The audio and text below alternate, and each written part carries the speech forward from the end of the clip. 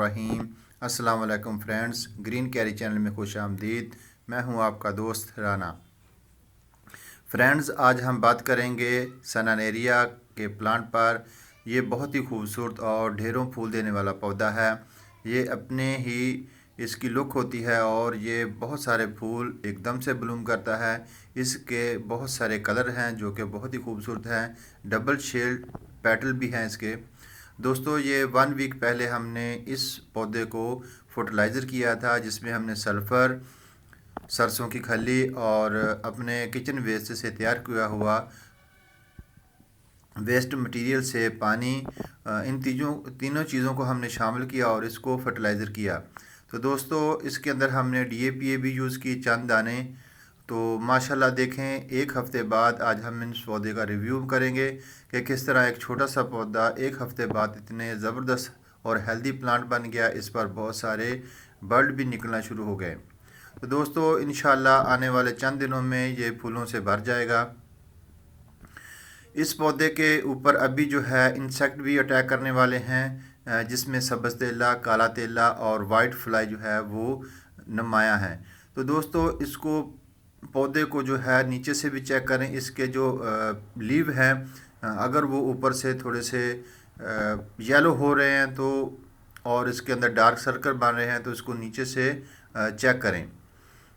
इस तरह पत्ते को उल्टा कर देखें, इसके नीचे ब्लैक कलर के इंसेक्ट तो नहीं है, या सब्ज़ रंग के, या वाइट फ्लाई भी एक होती है, वो भी सफ़ेद रंग की एक मक्खी होती है। ये तमाम कीड़े रस चूसने वाले हैं। ये एक मीठा रस वाला पौधा है। इस पर ये इंसेक्ट बहुत जल्दी अटैक करते हैं। तो इसके लिए, इसके तदारक के लिए सल्फ़र का आप स्प्रे करें या नीम ऑयल का स्प्रे कर दें।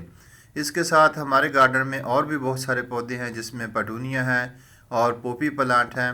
तो तमाम पौधों ने अभी अपने बर्ड जो है वो शुरू कर लिए हैं, इस पर बढ़ना शुरू हो गए हैं। तो इंशाल्लाह आने वाले चंद दिनों में इन तमाम पौधों पर फूल ही फूल होंगे। हमारे पास ये जो 5 इंच के पोट हैं, इसमें हमने बहुत सारे पौधे जो हैं वो इकट्ठे कर दिए हैं, लेकिन वक्त के साथ हम इसको सेपरेट भी कर रहे हैं ताकि इनसे और अच्छे फूल खिलें।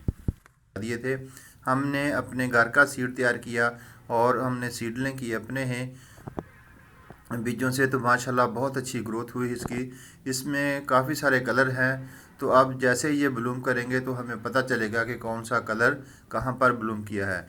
जैसा कि शुरू में आपने देखा कि तमाम पौधों को हमने एक जगह इकट्ठा किया, तो वो बहुत ही अच्छी लुक दे रहे थे। दोस्तों, ये तो पर्पल कलर के फूल खिलेंगे और इसका वाइट शेड होगा। बहुत ही ज़बरदस्त और खुशनुमा रंगों वाला ये पौधा है।